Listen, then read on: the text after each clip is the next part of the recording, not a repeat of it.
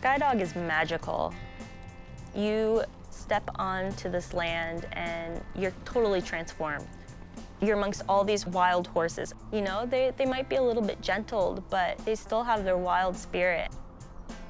I get sent nowadays, we get sent, 20 emails a week or messages on Facebook or whatever, which is really difficult because most of them end with, and if you can't take them, they're going to be euthanized or sent to slaughter or stay in a really bad situation. And it gets really hard, but there are certain horses that just get me in the heart, and it doesn't matter what I do. If I close my eyes at night, I can still see that horse, or there's something that I just feel they need to come here. Like, this horse needs us.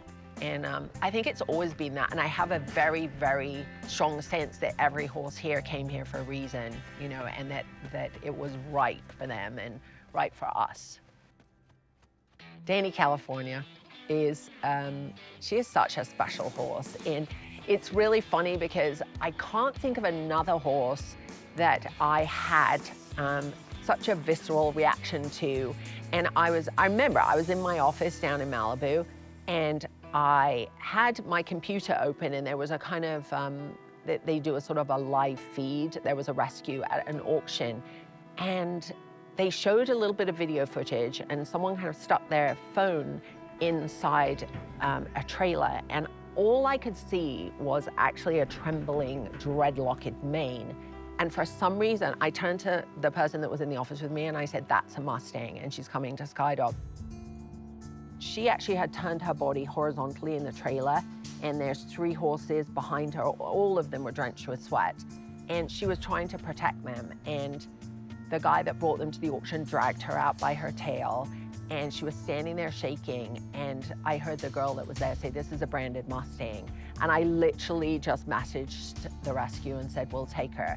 And we went and picked her up that day, and she came back to the ranch in Malibu, and I could tell now that she was blind in one eye, so she was incredibly nervous and jumpy and reactive.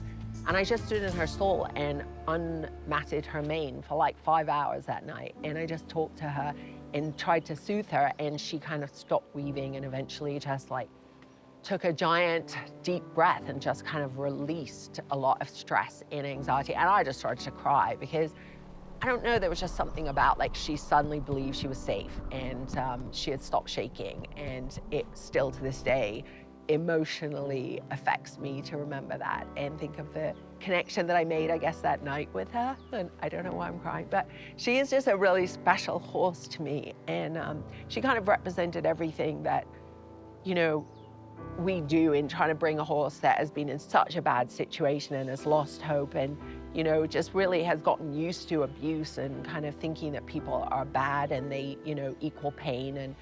And I just kind of wanted to tell her that, a hand is never going to hurt her again.